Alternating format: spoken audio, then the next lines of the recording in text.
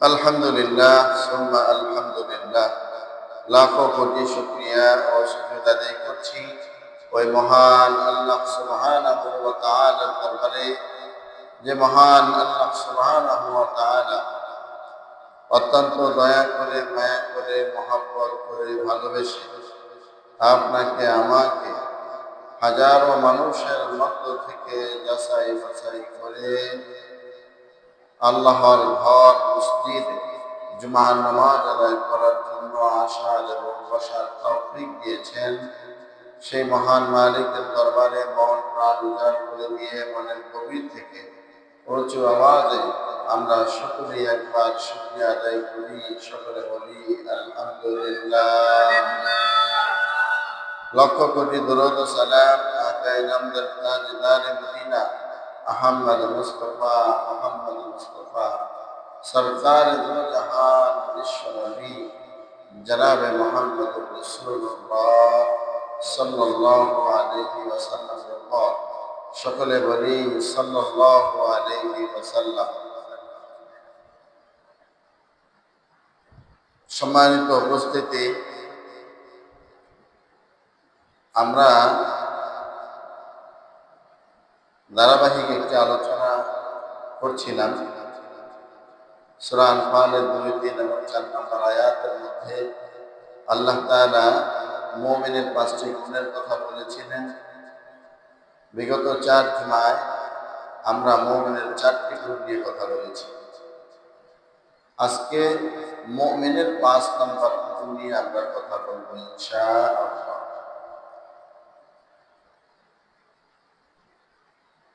আল্লাহ সুবহানাহু ওয়া তাআলা সূরা আনফালের 3 নম্বর আয়াত আল্লাহ তাআলা বলেন, আল্লাযীনা ইউকিমুনাস সালাত ওয়া মিম্মা রাযাকনাহুম ইউনফিকুন। এই আয়াতের মধ্যে 2টি গুণের কথা বলেছেন। 1 নম্বরে আল্লাযীনা ইউকিমুনাস সালাত, তোমরা আমার জমিনে নামাজ প্রতিষ্ঠার আন্দোলন করো, সালাত প্রতিষ্ঠার আন্দোলন করো।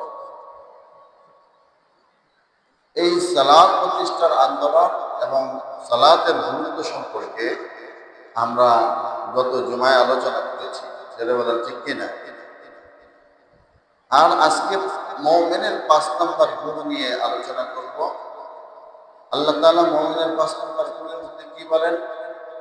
ওয়া মিম্মা রাযাকনাহুম ইউনফিকুন। আল্লাহ রাব্বুল আলামিন বলেন, ও দুনিয়ার মানুষেরা, এই পৃথিবীতে তোমার এই সামান্য হায়াতের জিন্দেগিতে আমি আল্লাহ তাআলা তোমার জীবন পরিচালনা করার জন্য আমি তোমাকে হায়াত দিয়েছি। এই যে হায়াতে জিন্দেগিতে তুমি মানুষ, তোমার চাহিদা দিয়েছি। তোমার চাহিদা পূরণ করার জন্য আমি আল্লাহ তাআলা ছাড়া দুনিয়ার কোনো মানুষ, দুনিয়ার কোনো প্রাণী অথবা দুনিয়ার কোনো ব্যক্তির কাছে যেন তোমাদেরকে মাথা নত করতে না হয়, এই জন্য আমি আল্লাহ তাআলা তোমাদেরকে রিজিকের ব্যবস্থা করে দিয়েছি। এই যে রিজিক বলতে কি বুঝি? আমরা যে শ্বাস নিঃশ্বাস নেই, এটাও রিজিকের একটা অংশ, ধরে বলুন ঠিক কিনা। এই যে আপনি শ্বাস নিচ্ছেন, অক্সিজেন নিচ্ছেন, আবার আপনি ভিতর থেকে এই অক্সিজেনটা নিয়ে কার্বন ডাই অক্সাইড ভিতর থেকে ছেড়ে দিচ্ছেন। আবার এই আপনার কার্বন ডাই অক্সাইড আপনার ভিতরের দূষিত এই বাতাসটা নিঃশ্বাসের সাথে যে জীবাণুগুলো আপনার দেহের ভিতর থেকে বের হয়ে যায়, এই জীবাণুগুলা যেন পৃথিবীতে ছড়ায় না যায়, এই জন্য আল্লাহ তাআলা বলে, বান্দারে দুনিয়াতে এই তোমার দূষিত নিঃশ্বাসগুলা ছড়ায় যায়, তাহলে দুনিয়ার মানুষ তোমার রোগে আক্রান্ত হয়ে যাবে, তার ভিতরে দূষিত বাতাসটা ঢুকবে। আমি আল্লাহ তাআলা তোমাদেরকে বানিয়েছি কিভাবে তোমাদেরকে ভালো রাখতে হবে, কিভাবে তোমাদেরকে সুস্থ রাখতে হবে, সেই দায়িত্ব আমি আল্লাহ তাআলা আমার নিজ কুদরতে হাতে নিয়েছি। বান্দারে, তোমার ভিতর থেকে এই যে দূষিত বাতাস কার্বন ডাই অক্সাইড তুমি ছেড়ে দিবা, এই যে কার্বন ডাই অক্সাইড ছেড়ে দেওয়ার পরে দুনিয়ার মানুষ যেন এর দ্বারা ক্ষতিগ্রস্ত না হয়, এই জন্য কার্বন ডাই অক্সাইড গ্রহণ করার জন্য আমি আল্লাহ তাআলা সবুজ সবুজ গাছের সৃষ্টি করেছি। বলেন সুবহানাল্লাহ। আল্লাহ তাআলা বলেন, বান্দা, তোমাদেরকে আমি রিজিক দিয়েছি, আর এই রিজিক তুমি নিঃশ্বাস নিচ্ছ, অক্সিজেন নিচ্ছ, এটা আমি আল্লাহ তাআলার দেওয়া একটা অক্সিজেন, এটা আমি আল্লাহ তাআলার কুদরতি নিজামের দেওয়া একটা তোমার জীবন পরিচালনা করার জন্য, তোমার জীবন অতিবাহিত করার জন্য, তোমার হায়াতের জিন্দেগিটা যেন তুমি দুনিয়াতে সুস্থ মতো কাটাইতে পারো, এই জন্য আমি তোমাকে এই আলো বাতাসের ব্যবস্থা করেছি, যাতে করে তুমি এই নিঃশ্বাস নিতে পারো, অক্সিজেন নিতে পারো, এবং এই অক্সিজেনটা নিয়ে তোমার ভিতরে তুমি তো রাখতে পারবে না, আবার এটা তোমাকে ছেড়ে দিতে হবে, আর ছেড়ে দিলে মানুষ যেন অসুস্থ না হয়ে যায়, এই জন্য আমি গাছের ব্যবস্থা করে দিয়েছি। তোমাদের দূষিত বাতাসটা এটা গাছ খেয়ে ফেলে, গাছ গ্রহণ করে, চিল্লায় বলেন সুবহানাল্লাহ। আর যখন গাছ এটা গ্রহণ করে, তখন আপনার এই দূষিত বাতাসের কারণে আর অন্য মানুষ অসুস্থ হয়ে যাওয়ার আশঙ্কা আর থাকে না। জোরে বলেন ঠিক কিনা? তো ঠিক তেমনি ভাবে আল্লাহ তাআলা আপনাকে আমাকে হায়াতে জিন্দেগিটা যেন আমরা সুন্দর মতো পরিচালনা করতে পারি, সুন্দর মতো সুস্থভাবে বেঁচে থাকতে পারি, আল্লাহ তাআলা আপনাকে আমাকে এই জন্য রিজিকের ব্যবস্থা করে দিয়েছেন। যেহেতু সৃষ্টি করেছেন আল্লাহ, ইবাদত করি আল্লাহ তাআলার, আর আল্লাহ তাআলাই আপনার আমার রিজিকের জিম্মা তার কুদরতে হাতে নিয়ে নিছেন। চিল্লায় বলেন সুবহানাল্লাহ। কেন নিছেন? দুনিয়ার মানুষ তোমরা আমি আল্লাহ তাআলাকে সিজদা দাও, ওয়া খালাকতুল জিন্না ওয়াল ইনসা ইল্লা লিয়াবুদুন, তোমরা জিন এবং মানুষ আমি তোমাদেরকে আমি আল্লাহ তাআলার ইবাদতের জন্য বানাইছি, অতএব ইবাদত করবা আমার, কাজ করবা আমার, আর দুনিয়ার মানুষের কাছে তোমরা চাইবা না। না, আমি তোমাদেরকে দুনিয়ার মানুষের কাছে চাইতে বলি না, যেহেতু কাজ করবা আমার, আর তোমার রিজিকের ব্যবস্থা করে দেবো আমি। চিল্লায় বলেন সুবহানাল্লাহ। এই জন্য আল্লাহ তাআলা বলেন, আল্লাযীনা ইউকিমুনাস সালাত ওয়া মিম্মা রাযাকনাহুম ইউনফিকুন। বান্দারে, তোমাদেরকে যেই রিজিক দিয়েছি, দুনিয়ার সব মানুষকে আমি একরকম রিজিক দেই নাই।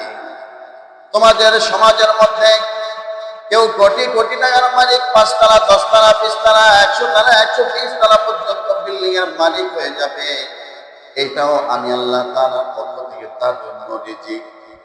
আবার দুনিয়ার মানুষ তোমরা কেউ কেউ সামান্য সনের ঘরের মধ্যে, দোতলা টিনের ঘরের মধ্যে বসবাস করবা, মাটির ঘরের মধ্যে বসবাস করবা, অনেক অর্থ সম্পদ তোমার থাকবে না। তোমার হায়াতে জিন্দেগিটার যেন তুমি সুন্দর মতো পরিচালনা করতে পারো, যতটুকু তোমার দরকার আমি আল্লাহ তাআলা ঠিক ততটুকু তোমাকে দিয়া আমি আল্লাহ তাআলাকে সিজদা করার, আমি আল্লাহ তাআলার ইবাদত করার ব্যবস্থা আমি করে দিয়েছি। সুবহানাল্লাহ। আল্লাহ তাআলা সমাজের মধ্যে আরেক শ্রেণীর মানুষ বানিয়েছেন। মানুষ দুনিয়াতে বসবাস করে, এই লোকটার চাহিদা একটু বেশি, 5টা 6টা সন্তান আছে, নিজে আছে, স্ত্রীরা আছে, 5-7 জন লোক ঘরের মধ্যে, কিন্তু তার ইনকাম কম, রিজিক কম। সে ব্যক্তি তেমন কোন রিজিকের মালিক না, টাকা পয়সার মালিক না। এই জন্য আল্লাহ তাআলা বলেন, আল্লাযীনা ইউকিমুনাস সালাত ওয়া মিম্মা রাযাকনাহুম ইউনফিকুন। ও মুমিনেরা, তোমরা সালাত কায়েম করবা, সালাত কায়েমের আন্দোলন করবা। এরপরে তোমাদের 5 নম্বরে দায়িত্ব হলো, আমি আল্লাহ তাআলা তোমাদের যাদেরকে ধনী বানিয়েছি, তোমাদের যাদেরকে সম্পদওয়ালা বানিয়েছি, ওই যে সমাজের মধ্যে নিম্ন শ্রেণীর মানুষ যারা, তোমরা ওই সমস্ত ব্যক্তিদের জন্য আমি যে রিজিক দিয়েছি, ওই রিজিক থেকে তোমরা খরচ করবা। এবং আমি আল্লাহ তাআলার জমিনে, এই জমিনে আমার দ্বীন প্রতিষ্ঠার জন্য যেখানে যা কিছু দরকার, তোমার জান এবং মাল, আল্লাহ তাআলা আয়াতের মধ্যে বলেন, ইন্নাল্লাহা আশতারা মিনাল মুমিনিনা আনফুসাহুম ওয়া আমওয়ালাহুম বিআন্না লাহুমুল জান্নাহ। আল্লাহ তাআলা বলেন, বান্দারে এই যে তোমাদের জান এবং মাল, এটা দুইটাই আমি আল্লাহ তাআলার পক্ষ থেকে তোমাদের জন্য রিজিক, আমি আল্লাহ তাআলার পক্ষ থেকে তোমাদের জন্য হাদিয়া। বান্দারে আমি আল্লাহ তাআলা তোমাদেরকে জান দিয়েছি, হায়াত দিয়েছি, এবং তোমাদেরকে আমি আল্লাহ তাআলা এই রিজিকের ব্যবস্থা করে দিয়েছি। কিন্তু বান্দা, যেহেতু আমি তোমাদেরকে দান করে দিয়েছি, ও বান্দা তোমরা কি আমি আল্লাহ তাআলার সাথে ব্যবসা করবা নাকি জান্নাত বেচা কিনা করব আমি তোমাদের সাথে? চিল্লায় বলেন সুবহানাল্লাহ। আল্লাহ তাআলা বলেন, ইন্নাল্লাহা আশতারা মিনাল মুমিনিনা আনফুসাহুম, নিশ্চয়ই মুমিনদের জান এবং মাল, ওয়া আমওয়ালাহুম বিআন্না লাহুমুল জান্নাহ, এই যে মুমিন তোমাদেরকে জান এবং মাল দিলাম আমি আল্লাহ তাআলা তোমাদেরকে দিয়েছি, আবার তোমাদের এই জান এবং মাল আমি তোমাদের কাছ থেকে কিনে নিয়েছি। চিল্লায় বলেন সুবহানাল্লাহ। জান এবং মাল কিনে নিয়েছেন কে? জোরে বলুন কে? আল্লাহ তাআলা কিনে নিয়েছেন। এখন জান এবং মাল দিলাম, আল্লাহ তাআলা আমাদেরকে দান করেছেন, রক্ষা করে দিয়েছেন আমাদের জন্য। আবার আল্লাহ তাআলাই বলছেন তিনিই মালিক আমাদের এই জান এবং মালের, যেহেতু তিনি আমাদেরকে দিয়ে দিয়েছেন। আবার তিনি বলছেন, বান্দা তোমাকে তো দিলাম, এখন তুমি আমার সাথে একটা ব্যবসা করবা। কিসের ব্যবসা? মুমিনরা যদি বলে, হ্যাঁ আল্লাহ কিসের ব্যবসা? আল্লাহ তাআলা বলেন, ওয়া আমওয়ালাহুম বিআন্না লাহুমুল জান্নাহ, বান্দা তোমরা দিবা তোমাদের জান এবং মাল, আর আমি আল্লাহ তাআলা এর বিনিময় দিব তোমাদেরকে এই পৃথিবীর কমপক্ষে সবচেয়ে ছোট জান্নাতের মালিক যিনি হবেন, ওই ব্যক্তিও এই পৃথিবীর 10টা পৃথিবীর সমান একটা জান্নাত পাবে। এইরকম একটা জান্নাত আমি আল্লাহ তাআলা তোমার জান এবং মালের বিনিময়ে আমি আল্লাহ তাআলা তোমাকে দিয়ে দিব। চিল্লায় বলেন সুবহানাল্লাহ। এখন মুমিন আমরা যারা আছি, আমাদের প্রত্যেকেরই স্বপ্ন, চূড়ান্ত স্বপ্ন যেটা, সেটা হলো আমরা জান্নাতে যেতে চাই। যারা বলুন ঠিক কিনা? আমরা কি জান্নাতে যেতে চাই না জাহান্নামে যেতে চাই? এখন এই যে জান্নাতে যাওয়ার কথা বললাম, আপনাদের কাছে বিষয়টা খুব হালকা মনে হয়েছে? খুব হালকা মনে হয়েছে না? তাহলে কথা বলছেন না কেন? দেখেন আল্লাহ তাআলা বলছেন, কি করো বান্দা, তোমাদেরকে জান এবং মাল দিলাম আমি, আবার তোমাদের কাছ থেকে আমি ব্যবসা হিসেবে আমি কিনে নিতে চাই। কি করবা? ওয়া আমওয়ালাহুম বিআন্না লাহুমুল জান্নাহ, তোমরা জান এবং মাল দিবা, আমি আল্লাহর রাস্তায় খরচ করবা, আর আমি আল্লাহ তাআলা এর বিনিময়ে তোমাদেরকে জান্নাত দিয়ে দেব। চিল্লায় বলেন সুবহানাল্লাহ। দেখেন আল্লাহ তাআলা কেমন মালিক, কেমন ব্যবসায়ী তিনি। একবার জান এবং মাল দিলেন, আবার আপনার আমার কাছ থেকে জান্নাতের বিনিময়ে কিনে নিলেন, আবার তিনি তার হাতেটা রাখেন নাই, আবার বলছে, বান্দা এটা তুমি গ্রহণ করো, খাও, এটা নিয়ে তুমি চলাফেরা করো, সব কিছুর দায়িত্ব আমি আল্লাহ তাআলা তোমার এই জান এবং মাল কিনে নেওয়ার পরেও আমি আল্লাহ তাআলা তোমাকে দয়া করে মায়া করে তোমাকে এগুলা আবার দান করে দিলাম। চিল্লায় বলেন সুবহানাল্লাহ। এইরকম ব্যবসায়ী পৃথিবীতে একজনও পাওয়া যাবে? জোরে বলুন, পাওয়া যাবে? যাবে না। আল্লাহ তাআলা বলেন, এখন বান্দা যদি বলে, আয় আল্লাহ জান এবং মাল তো আপনি নিলেন, এখন এই জান এবং মালটা আমি কি করব? আল্লাহ তাআলা বলেন, ইউকাতিলুনা ফি সাবিলিল্লাহ। আল্লাহ তাআলা সর্বপ্রথম বলেন, বান্দারে এই জান এবং মাল জিহাদের ময়দানে গিয়ে, আমার জমিনে দ্বীন প্রতিষ্ঠা করতে গিয়ে, আমার জমিনে নামাজ কায়েমের আন্দোলন করতে গিয়ে, কোরআনী শাসন কায়েম করতে গিয়ে আন্দোলন করে এই জান এবং মালটা আমার রাস্তায় কুরবানি করা লাগবে। চিল্লায় বলেন সুবহানাল্লাহ। এখন আমরা বললাম, আল্লাহ বুঝলাম আপনার রাস্তায় জীবন দিয়ে দিব, জান মাল যা দিয়েছেন সব দিয়ে দিব, কিন্তু যদি আমি জিহাদের ময়দানে গিয়ে জান এবং মাল দিয়ে দিলাম, কিন্তু জান দিতে পারলাম না, আমি জীবিত হয়ে দুনিয়াতে আসলাম, তাহলে তো আবার এই জানটা আমার কাছে চলে আসলো। আল্লাহ তাআলা এখানে আবার বলছেন, বান্দারে ইউকাতিলুনা ফি সাবিলিল্লাহ, তোমরা কতল হয়ে যাইবা, জীবন দিয়া দিবা, জীবনকে উৎসর্গ করে দিবা, জীবনকে কুরবানি করে দিবা আমি আল্লাহ তাআলার রাস্তায়। ফায়াকতুলুনা ওয়া ইউকতালুন, বান্দারে আমি তোমাদেরকে এটাও বলে দিচ্ছি, খবরদার যুদ্ধের ময়দানে যখন যাইবা, স্বাভাবিক মানুষের মতো দাঁড়ায় থাকা যাবে না, যুদ্ধের ময়দানে যায় যুদ্ধ করবা, হয়তো হয়তো কাফের বেঈমান মুনাফিকের বাচ্চারে তুমি তলোয়ার দিয়ে ধ্বংস করে দিবা, শেষ করে দিবা, না হয় ওই তলোয়ার দিয়ে কাফেররা তোমাকে শেষ করে দিবে।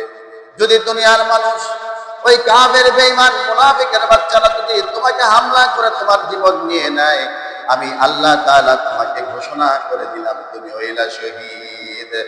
আর তুমি যখন শহীদ হইবা বান্দা, কবরের ভিতরে তোমাকে মানুষ দাফন করবে, আমি আল্লাহ তাআলা তোমাকে কিয়ামত পর্যন্ত জীবিত ঘোষণা করলাম। আর ওই কবরের মধ্যে শোয়া তুমি শহীদ, তোমাকে আমি কিয়ামত পর্যন্ত তোমার রিজিকের ব্যবস্থা করে দিব। চিল্লায়া বলেন সুবহানাল্লাহ। দুনিয়ার মানুষ স্বাভাবিক মৃত্যু হইলে, আজকে আপনি মানুষ মারা যাওয়ার পরে শরীরটা বেলেট দিয়ে পোষ দিবেন, দেখবেন মারা যাওয়ার পরে আর শরীর থেকে রক্ত বের হয় না। কি বলেন, বের হয়? হয় না। কিন্তু আল্লাহ তাআলা বলেন যারা শহীদ তারা কখনো মরে না, তারা জীবিত। চিল্লায়া বলেন সুবহানাল্লাহ। আল্লাহ তাআলা কি বলেন, যারা আমার রাস্তায় জীবন দেয় তারা মরে না, তারা শহীদ। আর শহীদরা হলো জীবিত। আমি আল্লাহ তাআলা তাদের রিজিকের ব্যবস্থা করে থাকি। আফগানিস্তানে যখন আফগানিস্তানের মুসলমানদেরকে যখন গণকবর দিয়েছে, গণকবর দেওয়ার পরে শহীদ হওয়ার পর আমার শহীদ ভাইয়েরা আবার নতুন করে মানুষকে কবর দিতে গেলে আবার নতুন পুরনো কবর যখন কবর করতে গেছে, একটা ঘটনা এসেছে যে এই যে যখন মাটির ভিতরে কোদাল দিয়ে কোপ দিয়েছেন, কোপ দেওয়ার পরে একজন ব্যক্তির পায়ের বৃদ্ধাঙ্গুল, অর্থাৎ কবরে শুয়ে আছেন এমন একজন ব্যক্তির বৃদ্ধাঙ্গুল কেটে যাওয়ার সাথে সাথে ফিঙ্কি দিয়া রক্ত বের হচ্ছে। চিল্লায়া বলেন সুবহানাল্লাহ। তার মানে কি আল্লাহ তাআলা বলছেন যারা শহীদ হয় তারা মরে না, তারা জীবিত। আর আমি আল্লাহ তাআলা তাদের রিজিকের ব্যবস্থা করে থাকি। চিল্লায়া বলেন সুবহানাল্লাহ। তাহলে জানতে চাই আপনার কাছে, হায়াতের মালিক কে? রিজিকের মালিক কে? আপনাকে আমাকে যে সম্পদ দিয়েছেন, এই সম্পদ দিয়েছেন কে? আপনাকে কোটি টাকার মালিক বানিয়েছেন, এটা বানিয়েছেন কে? আপনি নিজে হতে পেরেছেন না আল্লাহ বানিয়েছেন? আল্লাহ তাআলা বানিয়েছেন। আবার আপনি স্বাভাবিক জীবনযাপন করার মতো সেই ওয়ে আপনাকে আল্লাহ তাআলা তৈরি করে দিয়েছেন।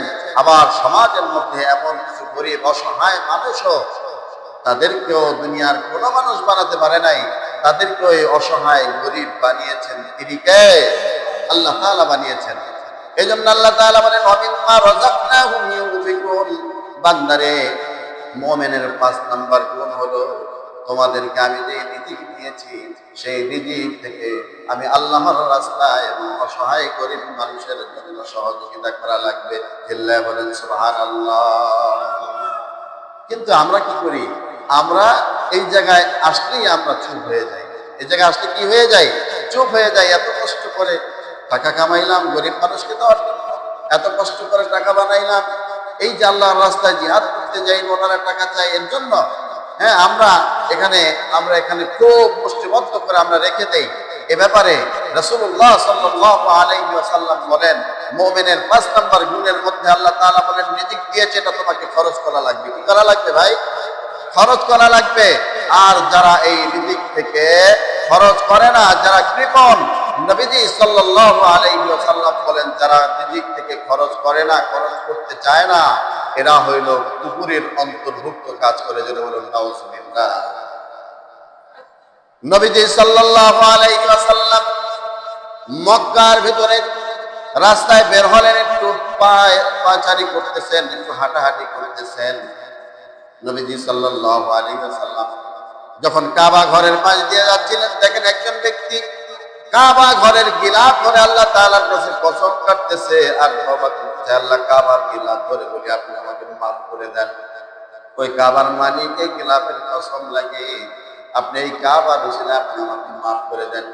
নবীজি সাল্লাল্লাহু আলাইহি ওয়াসাল্লাম এই ব্যক্তির অবস্থা দেখে সামনের দিকে এগিয়ে গেলেন, জিজ্ঞেস করলেন কি ব্যাপার, তুমি কাবা ঘরের কসম খেয়ে আল্লাহ তাআলার কাছে কি জন্য ক্ষমা চাও জানতে চাই। বললেন ইয়া রাসূলুল্লাহ, ইয়া হাবিবাল্লাহ, আমার একটা বদ গুণ আছে, আল্লাহ তাআলা আমাকে অনেক সম্পদের মালিক বানিয়েছেন। আমি যত সম্পদের মালিক হলাম, দুনিয়ার যত মানুষ আমার কাছে সম্পদ চেয়েছে, আমি কখনো আমার এই হাত দ্বারা মানুষকে দান খয়রাত করি নাই।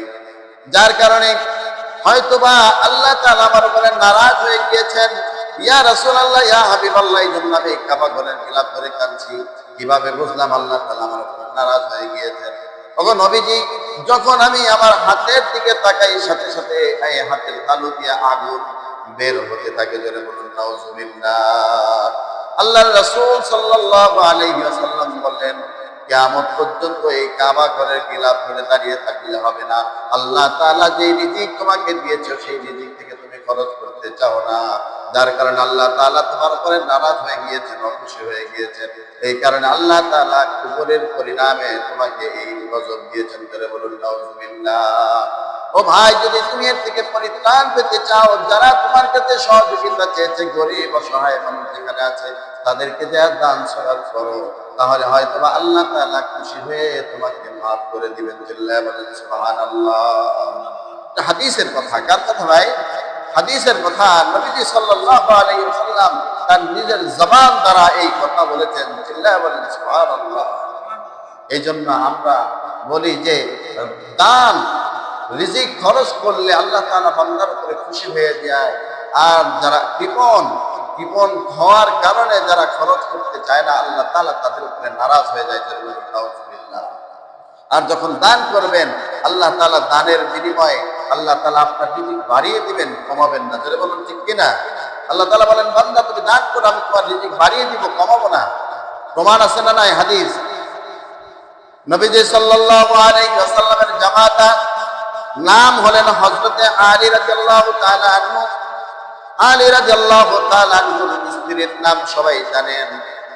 আলী রাদিয়াল্লাহু তাআলা আনহুর স্ত্রীর নাম হলো সমস্ত মহিলাদের জান্নাতের সরদারিনী হযরত ফাতেমা রাদিয়াল্লাহু তাআলা আনহা। হযরত ফাতেমা রাদিয়াল্লাহু তাআলা আনহা ঘরের ভিতরে বসে সুতা কাটতেছেন, সুতার কাজ করতেছেন। তখন হযরত আলী রাদিয়াল্লাহু তাআলা আনহু বাহির থেকে আসলেন। আসার পরে ঘরের ভিতরে দেখেন ফাতেমা রাদিয়াল্লাহু তাআলা আনহা সুতা কাটতেছেন। বলছেন, ওগো প্রাণের স্বামী, ঘরের ভিতরে খাবার নাই, এই যে সুতার কাজ করেছি, এই সুতাগুলো বাজারে নেন, বাজারে নিয়ে বিক্রি করেন। হযরত আলী রাদিয়াল্লাহু তাআলা খাবার কেনার জন্য সুতা মদিনার বাজারে নিয়ে গেলেন।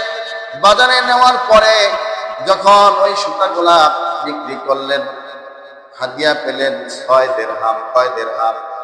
হাদিসের ভিতরে এসেছে, যখন হযরত আলী রাদিয়াল্লাহু তাআলা বাজার করার জন্য 6 দিরহাম নিয়ে বাজার করার জন্য রওনা করেছেন, সুতা বিক্রি করার টাকা এই যে 6 দিরহাম। একজন ব্যক্তি পাশে এসে দাঁড়ায় বলেন, ওগো আলী, আজকে কয়েকদিন যাবত আমার বাচ্চারা খানা পিনা খেতে পারে না, অসহায়, আমার ঘরে খাবার নাই, আমি দুমুঠো খাবার খেতে পারি না, তোমার হাতের ভিতরে যে টাকাটা আছে তুমি আমাকে সেই টাকাটা দিয়ে দাও। হযরত আলী রাদিয়াল্লাহু তাআলা চিন্তা করলেন, আরে আমার ঘরেও তো বাজার নাই। উনি আমার কাছে চেয়েছেন, কখনো আল্লাহ তাআলা রাসূল সাল্লাল্লাহু আলাইহি ওয়াসাল্লাম বলেছেন, দুনিয়ার কোনো মানুষ যখন তোমাদের কাছে কিছু চায়, তখন তাকে তোমরা ফিরিয়ে দিও না। আলী রাদিয়াল্লাহু তাআলা রাসূলুল্লাহ সাল্লাল্লাহু আলাইহি ওয়াসাল্লামের এই হাদিসের কথা, নবীজির এই কথা মনে করে ওই ব্যক্তিকে 6 দিরহাম দান করে দিলেন।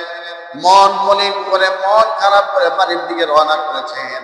পথিমধ্যে একজন ব্যক্তি বলতেছে, ভাই আলী, আমার কাছে একটা ঘোড়া আছে, এই ঘোড়াটা তুমি কিনবা নাকি? হযরত আলী রাদিয়াল্লাহু তাআলা বলেন, ভাই, এই ঘোড়া কেনার টাকা তো দূরের কথা, আমার ঘরে তো খাবারেরই কোনো ব্যবস্থা নাই। ওই ব্যক্তি বলেন, আলী, তুমি নবীজির জামাতা আলী, আমি তোমাকে ভালো করে চিনি, আমি তোমার কাছে এই ঘোড়াটা বাকি বিক্রি করবো। চিল্লায়া বলেন সুবহানাল্লাহ। বলছে, কত চাও? ওই ব্যক্তি বলেন, 120 দিরহাম দিবা। আলী রাদিয়াল্লাহু তাআলা বলেন, এটা যে আমি কিনবো, আমার কাছে তো কোনো টাকা নাই। বলছে, আমি তোমার কাছে বাকি বিক্রি করব। আলী রাদিয়াল্লাহু তাআলা বলেন, যদি তুমি আমার কাছে এটা বিক্রি করো, তাহলে আমি এটার দাম তোমাকে বাকি হিসাবে 100 দিরহাম দিব। কত দিরহাম? যারা বলেন কত দিরহাম? 100 দিরহাম দিবে। এখন ওই ব্যক্তি বললেন, ঠিক আছে, যাও, তোমাকে আমি 100 দিরহাম এটা দিয়ে দিলাম। চিল্লায়া বলেন সুবহানাল্লাহ।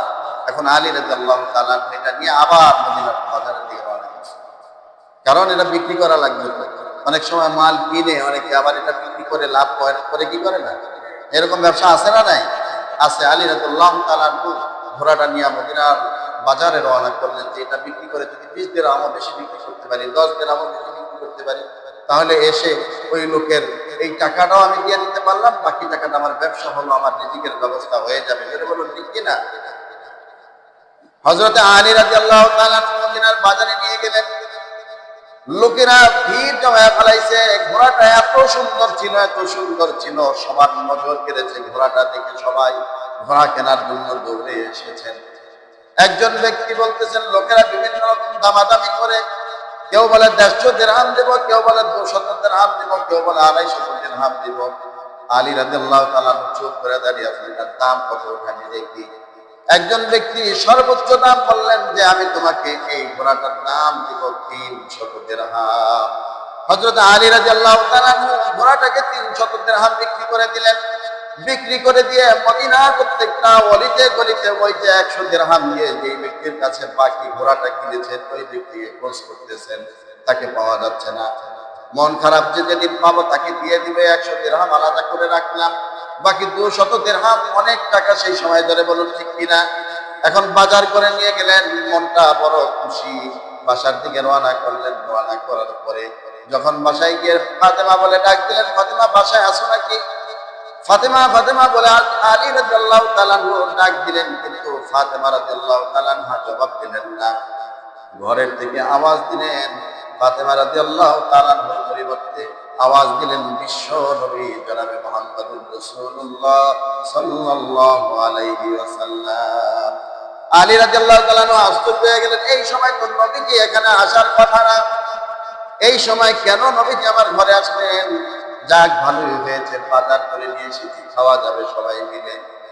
হযরত আলী রাদিয়াল্লাহু তাআলা কে নবীজি জিজ্ঞেস করলেন, আলী কোথায় গিয়েছো? বললেন, ইয়া রাসূলুল্লাহ, ইয়া হাবিবাল্লাহ, এই ঘটনা সকাল হতে এই ঘটনাগুলো আমার সাথে ঘটেছে। আল্লাহর রাসূল সাল্লাল্লাহু আলাইহি ওয়াসাল্লাম মুস্কি হাসি দিয়ে বলতেছেন, ও আলী, যে ব্যক্তি তোমার কাছে ঘোড়া বিক্রি করেছে তাকে কি তুমি চেনো? বলছি, ইয়া রাসূলুল্লাহ, না, চিনি না। বললেন, আলী, বাজারে গেছো, ঘোড়া বিক্রি করেছো, যার কাছে বিক্রি করেছো ওই ব্যক্তিকে কি কখনো দেখেছো? বললেন, না ইয়া রাসূলুল্লাহ, ওই ব্যক্তিকে কখনো দেখি নাই। আল্লাহর নবী, বিশ্ব নবী জনাবে মুহাম্মদুর রাসূলুল্লাহ সাল্লাল্লাহু আলাইহি ওয়াসাল্লাম বললেন, ও আলী, তোমার কাছে যিনি ঘোড়া বিক্রি করেছেন তিনিও দুনিয়ার কোন মানুষ না। যিনি তোমার কাছ থেকে ঘোড়া কিনেছেন তিনিও দুনিয়ার কোন মানুষ না। আর যেই ঘোড়াটা তুমি বিক্রি করেছো ওই ঘোড়াটাও দুনিয়ার কোন ঘোড়া না। চিল্লায়ে বলেন সুবহানাল্লাহ। ও আলী, তুমি 6 দিরহাম একজন গরিব অসহায় মানুষকে তুমি দান করে দিয়েছো। আল্লাহ তাআলা তোমার দানের প্রতি এত বেশি খুশি হয়েছেন, এত বেশি খুশি হয়েছেন। আল্লাহ তাআলা খুশি হয়ে তোমার রিজিকের অভাব দূর করে দেওয়ার জন্য আল্লাহ তাআলা ফেরেশতাদের মাধ্যমে জান্নাত থেকে একটা ঘোড়ার ব্যবস্থা করে তোমাকে রিজিকের ব্যবস্থা করে দিয়েছেন। চিল্লায়ে বলেন সুবহানাল্লাহ। এজন্য দান করলে বাড়িয়ে দেন কে? এই বিশ্বাস আছে না নাই? জোরে বলুন, আছে না নাই? নবীজি সাল্লাল্লাহু আলাইহি ওয়াসাল্লাম বলেন, ও আমার উম্মতেরা, যখন তোমার মনের কোনো চাহিদা পূরণ করতে চাও, মনের আশা পূরণ করতে চাও, এমনকি আমি মুহাম্মদুর রাসূলুল্লাহ সাল্লাল্লাহু আলাইহি ওয়াসাল্লামকে যদি স্বপ্ন যোগে দেখতে চাও, হাসরের ময়দানে যদি আমার সাথে আসল নাসর চাও, তাহলে আল্লাহ তাআলা যেই রিজিক দিয়েছেন ওই রিজিক থেকে বেশি বেশি খরচ করো। চিল্লায়ে বলুন সুবহানাল্লাহ। আফগানিস্তানের বাদশা সুলতান মাহমুদ গজনবী রাহমাতুল্লাহি আলাইহি অনেক মস্ত বড় একজন আল্লাহর ওলি ছিলেন। এই সুলতান মাহমুদ গজনবী রাহমাতুল্লাহি আলাইহি একবার দুইবার নয় 17 বার ভারতে হামলা করেছেন। এই সুলতান মাহমুদ গজনবীর নাম শুনলে আশেপাশের সব কাফেররা ভয় পেয়ে যেত, মুশরিকেরা ভয় পেয়ে যেত। সুলতান মাহমুদ গজনবী রাহমাতুল্লাহি আলাইহি তিনি হঠাৎ করে যখন আফগানিস্তানের রাজধানী কাবুলে তিনি যখন রওনা করলেন, ঘোড়ার উপরে সওয়ার করে তার মন্ত্রী সবার লোকেদেরকে নিয়ে কাবুলে রওনা করলেন। কাবুলে রওনা করার পরে যখন পৌরসভার ভিতরে ঢোকেন, দেখবেন এখনো পর্যন্ত পৌরসভার ভিতরে স্পেশাল লাইটের ব্যবস্থা করা আছে। আমাদের দেশেও আছে, বলে বলুন ঠিক কিনা? পৌরসভার বাইরে লাইটের কোনো ব্যবস্থা নাই। সেই সময় তো দেশের এরকম কোনো ভালো অবস্থাও ছিল না। পৌরসভার লাইট দিয়ে তিনি লাইটের ব্যবস্থা করে দিয়েছিলেন। সুলতান মাহমুদ গজনবী রাহমাতুল্লাহি আলাইহি তিনি যখন আফগানিস্তানের রাজধানী কাবুলের দিকে রওনা করলেন, দেখেন ওই যে পৌরসভার ওই যে লাইটের নিচে একটা বাচ্চা বসে বসে কোরআন তেলাওয়াত করতেছে। শীতের মধ্যে থরথর করে কাঁপতেছে আর কোরআন তেলাওয়াত করে। সুলতান মোহাম্মদ গজনবী রহমতুল্লাহ আলাইহি দেখলেন বাচ্চাটা কোরআন তেলাওয়াত করতেছে, যায়া সাথে সাথে সুলতান মোহাম্মদ গজনবী রহমতুল্লাহ আলাইহি ওই বাচ্চাটাকে বুকের সাথে জড়ায় ধরলেন আর গায়ের চাদরটা দিয়ে বাচ্চাকে পেঁচায় দিলেন। বললেন, ও বাচ্চা, এই গভীর রাত্রে কোনো মানুষ এখানে নাই, তুমি এখানে কেন কোরআন শরীফ পড়ো? কারণটা কি জানতে চাই। এই যে এতিম ছাত্র, মাদ্রাসার ছাত্র বলছেন, ওগো পথিক, আপনি কে? আমি আপনাকে চিনি না।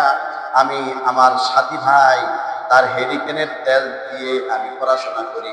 আমি একটু পড়াশোনায় দুর্বল, যার কারণে পড়াশোনা না হইলে হাফেজ সাহেব আমাকে পিটায়, খুব মারে।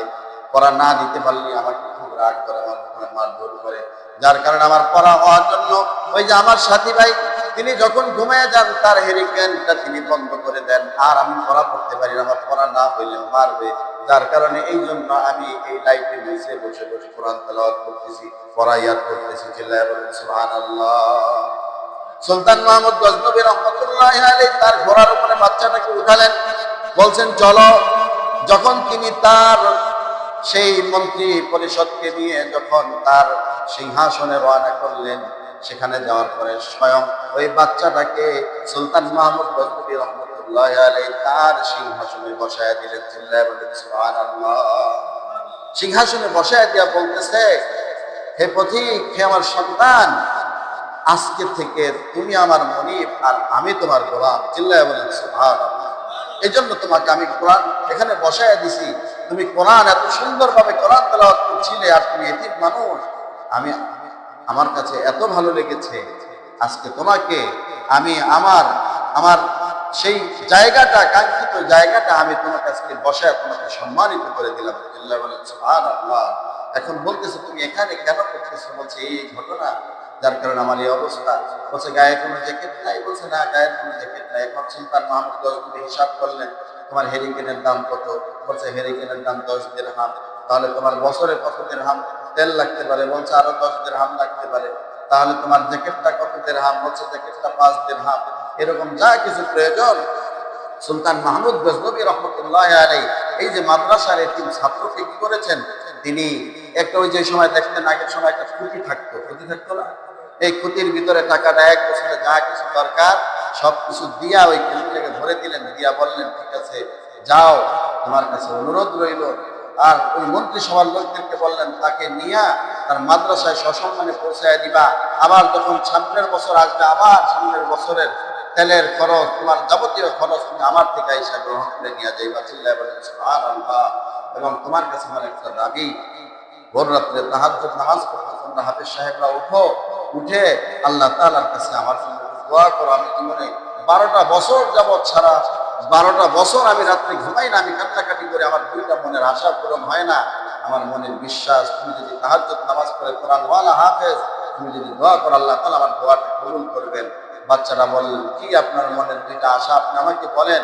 বলছে, 1 নম্বরে, আমি এই দুনিয়াতে কোনো ভালো মানুষ পাই না, একজন ভালো মানুষের সাথে যেন আল্লাহ তাআলা আমার সাথে সাক্ষাৎ করাইয়া দেন। 2 নম্বরে, 12টা বছর যাবৎ আমি নবীজিকে স্বপ্ন দেখার জন্য আমি ওখানে বসে আছি। সারাটা রাত আমি পবিত্র বিছানায় ঘুমাই, আমি সুন্দর মতো উজু করে ঘুমাই, উত্তম রূপে আতর মেখে তারপরে ঘুমাই, কিন্তু আমি নবীজিকে স্বপ্ন দেখি না। আল্লাহ তাআলা যেন নবীজিকে আমাকে স্বপ্নের ব্যবস্থা করে দেন। চিল্লায়া বলেন সুবহানাল্লাহ। হাফেজ সাহেব রাত্রে তাহাজ্জুদ নামাজে দাঁড়িয়ে গেলেন।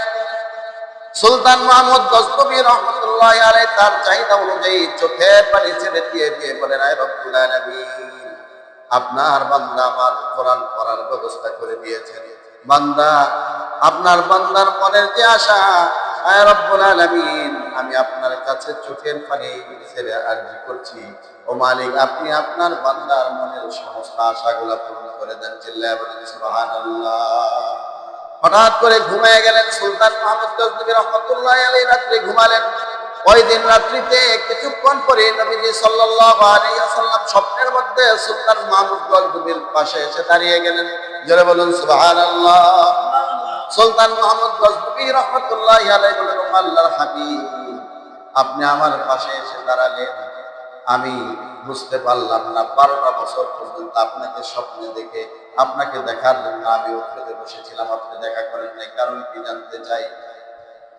আল্লাহ রাসূল সাল্লাল্লাহু আলাইহি ওয়াসাল্লাম বলেন, তোমার জীবনের দুইটা আশা তুমি করেছো, একটা হলো আমি মুহাম্মদুর রাসূলুল্লাহ সাল্লাল্লাহু আলাইহি ওয়াসাল্লামকে স্বপ্নে দেখা, সেটা তোমার জীবনে বাস্তবায়িত হয়েছে। আর একটা স্বপ্ন কি, সেটা তুমি বলো। সুলতান মোহাম্মদ গজনবী বলেন, আর একটা স্বপ্ন হলো দুনিয়াতে কোনো ভালো মানুষ দেখি না, আমি ভালো মানুষের সাক্ষাৎ পেতে চাই। চিল্লায়া বলেন সুবহানাল্লাহ। আল্লাহ রাসূল সাল্লাল্লাহু আলাইহি ওয়াসাল্লাম বলেন, ও সুলতান মাহমুদ গজনবী, আমি তোমাকে খুব জ্ঞানী মনে করেছিলাম, আসলে তুমি তো জ্ঞানী না। যার দোয়ার বদলাতে আমি মুহাম্মদুর রাসূলুল্লাহ সাল্লাল্লাহু আলাইহি ওয়াসাল্লাম তোমার সাথে দেখা করতে আসলাম, ওই ব্যক্তির চাইতে দুনিয়াতে আর ভালো মানুষ কে হতে পারে, সেটাও তোমার আশা পূরণ হয়ে গিয়েছে। চিল্লায়া বলেন সুবহানাল্লাহ। কোরআনের হাফেজ আলেমদেরকে সম্মান দিয়েছেন কে? আল্লাহ তাআলা সম্মান দিয়েছেন। রাসূলুল্লাহ সাল্লাল্লাহু আলাইহি ওয়াসাল্লাম বলেন, একজন কোরআনের হাফেজের যখন রাস্তা দিয়ে হেঁটে যায়, ওই কোরআনওয়ালা একটা মাদ্রাসার তালেবে ইলম যখন রাস্তা দিয়ে হেঁটে যায়, আমরা দেখি তার পায়ের নিচে জুতা। নবীজি সাল্লাল্লাহু আলাইহি ওয়াসাল্লাম বললেন যে না, তার পায়ের নিচে জুতা না, স্বয়ং ফেরেশতারা তাদের নূরের পরগুলা ওই তালেবে ইলম মাদ্রাসার ছাত্রদের পায়ের নিচে বিছায় দেন, তাদের সম্মানার্থে। চিল্লায়া বলেন সুবহানাল্লাহ।